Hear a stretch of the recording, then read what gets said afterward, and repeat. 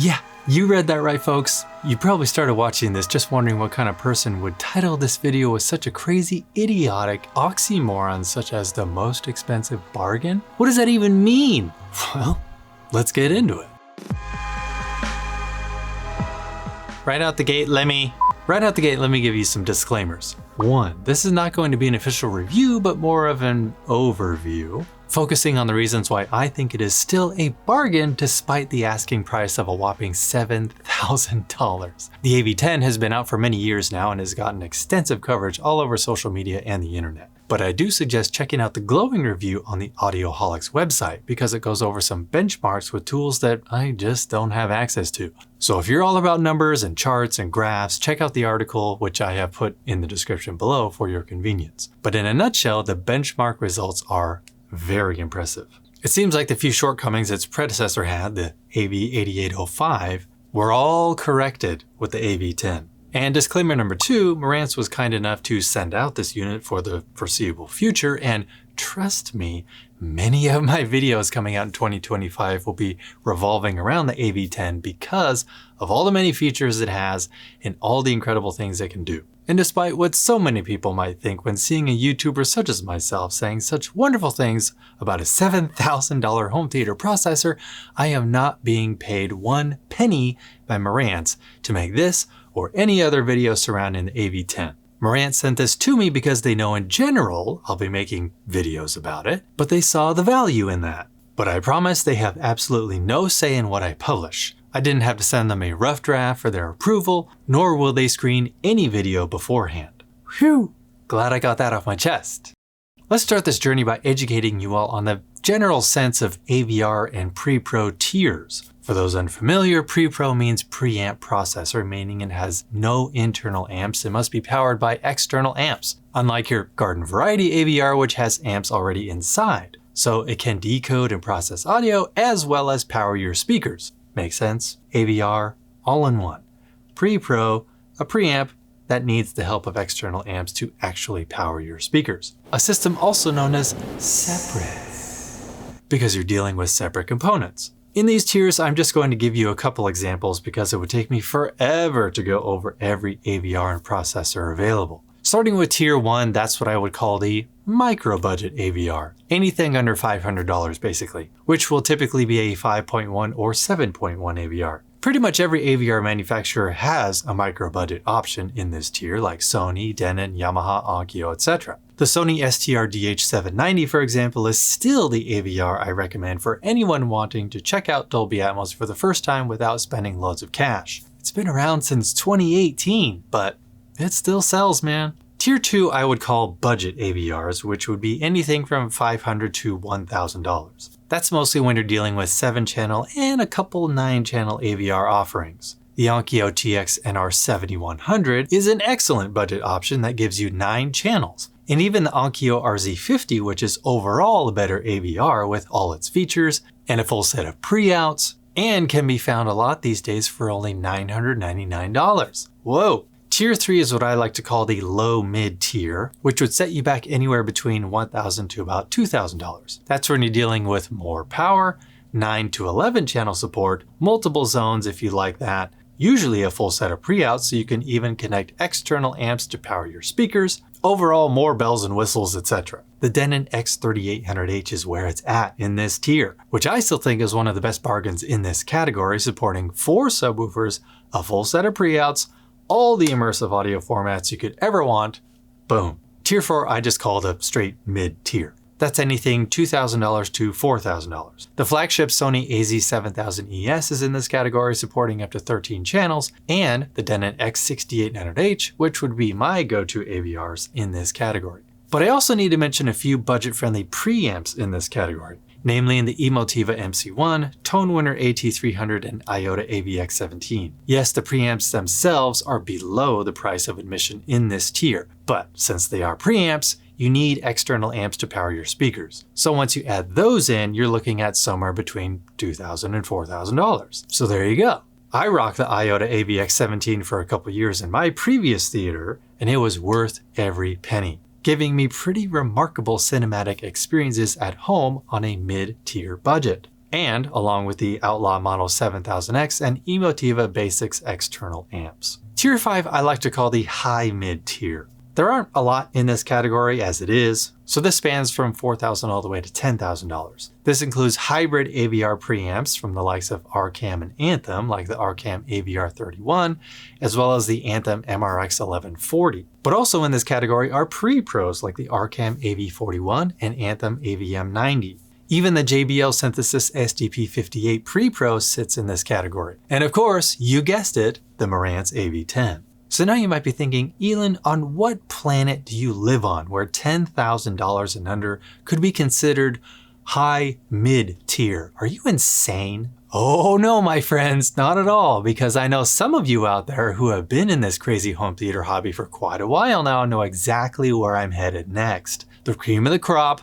the most coveted processors out there, the high tier. I'm not even going to throw the words high tier budget in there because let's get real. When you're spending this much money on a processor alone, you're not trying to stick to any budget. This is when money is no object. You don't even look at the price because you just want the best of the best. This is your Trinoff Altitude 16 and 32, Storm Audio ISP Elite Mark III, and JBL Synthesis makes another appearance with the SDP75 processor. When we're talking about processors that cost as much as a car, can we agree that's not someone who is budget conscious per se? But there you have it, folks. Those are the tiers. Now do you see why in the grand scheme of things that the Marantz AV10 in my mind is considered high mid tier when you have other options that can set you back $30,000?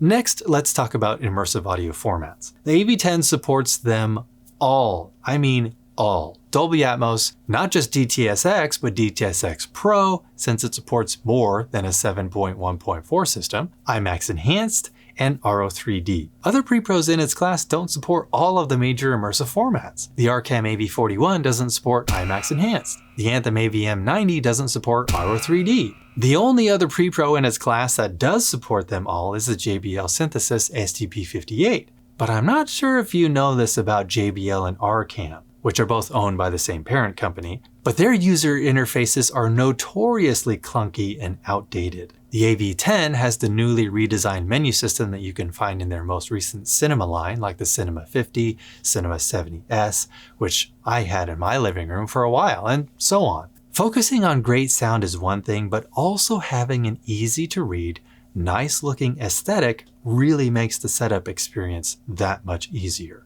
My IOTA AVX17 on the other hand, that menu looked like it was from the late 90s for real. I know not everyone needs every immersive audio format in existence, but it sure does make sense to include them all when you're spending $7,000 on a single component. That way you know you're covered no matter the content you throw at it. 4K Blu-rays with Dolby Atmos or DTS:X mixes, being able to watch Disney Plus content with IMAX Enhanced video and audio, and there are even a few select 4K Blu-rays out there with IMAX Enhanced audio. Bad Boys for Life and Jumanji: The Next Level, those come to mind. And even 4K Blu-rays with native 13.1 RO3D mixes that I never knew I'd be slowly acquiring when I started this channel during COVID. Whatever the case, I love having the peace of mind that I won't miss out on anything that may come my way, since the AV10 handles it all. Let's talk about connectivity. Streaming Bluetooth music? Check. Here are 2 antennas just for that. 4 digital inputs total, including 2 coax and 2 optical. Ethernet for a more reliable internet connection? Check. 7 HDMI inputs that all handle up to 8K 60Hz or 4K 120Hz content? Check. 3 HDMI outputs? Check. 1 main output that supports eARC, a monitor 2 output to potentially connect a second TV in another room to show the same picture, like at some insane Super Bowl party or something, and a Zone 2 output to potentially play something completely different simultaneously in another room. Zone 2 and Zone 3 audio pre-outs? Check. For even more 2-channel stereo systems that can be controlled all through the AV10. 2 DC trigger outputs? Check. To have connected external amps turn on and off with the AV10 without having to do that manually. Flasher input, check. To connect an infrared flasher in case you have the AV10 in a media closet, but you still want to use the remote that comes with it.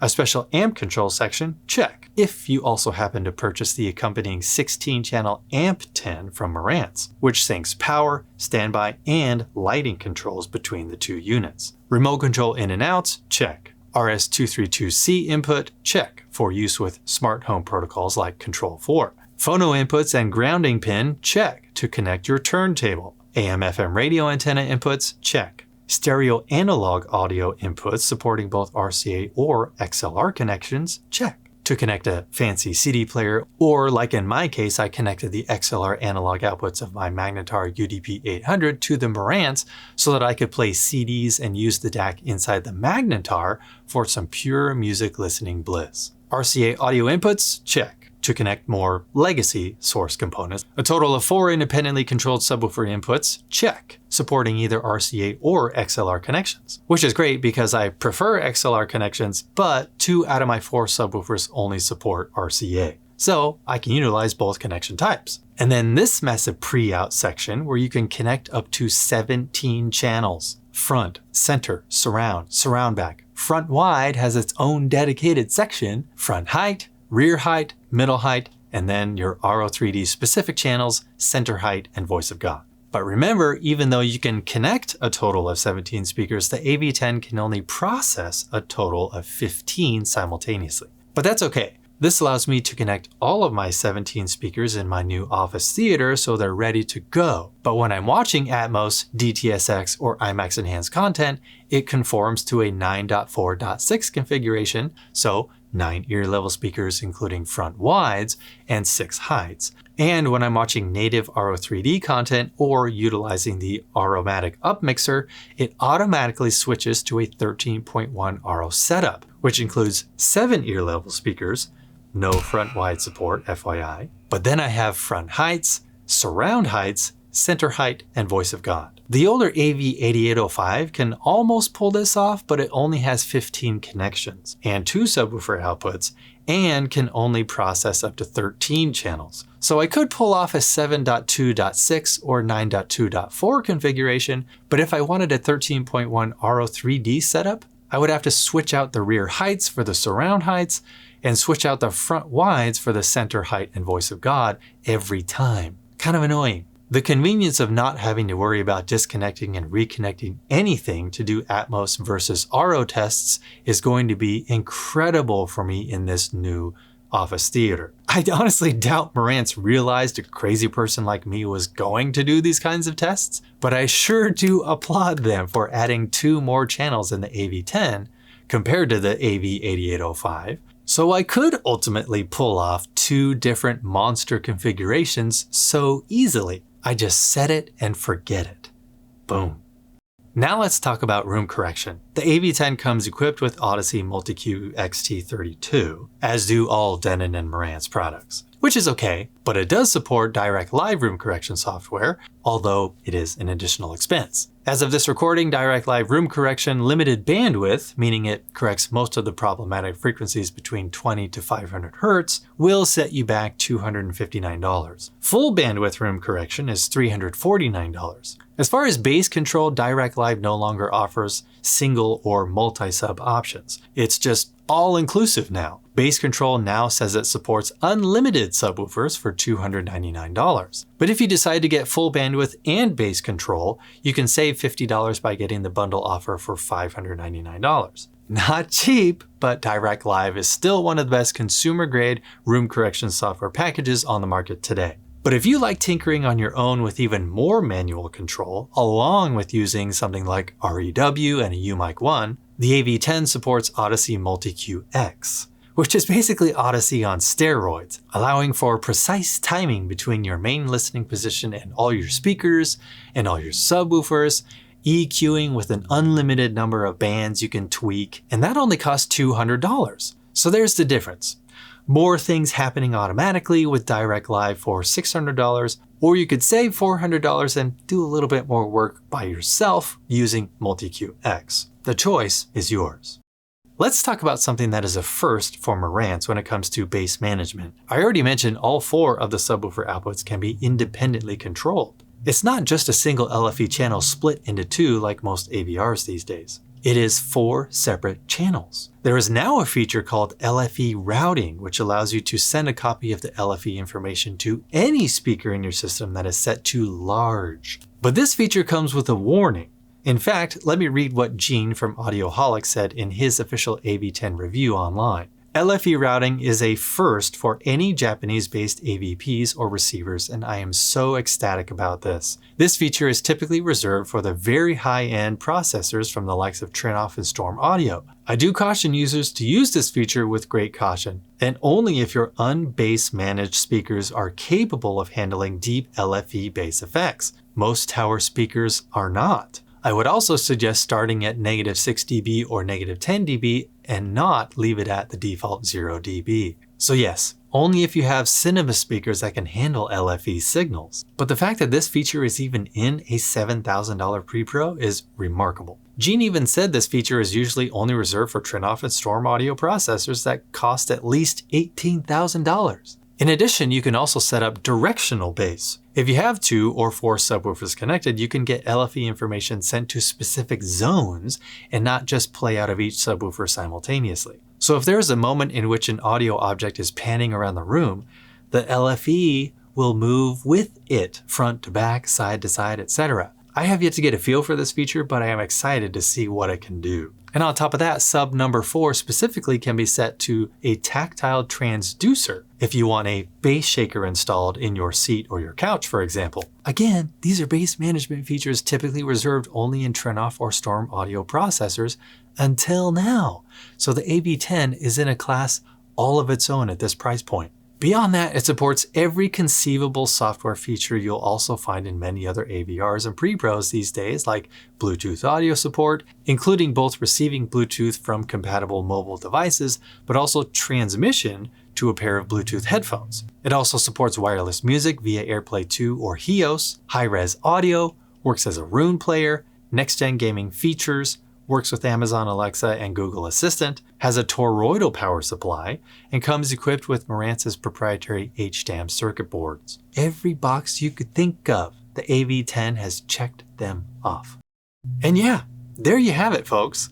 Can you see why the AV10 is in a class all its own, especially with those bass management features? Since low frequencies are the most problematic in any system, you may not need all of the features that it has, but it's nice to know everything I could think of has been accounted for with the AV10. And getting all those features without having to pay at least $18,000 for them? Have I convinced you yet this is the most expensive bargain out there? But you're right, $7,000 is still a lot just for a processor. But man, do they make every penny count. In fact, I'm just gonna say it.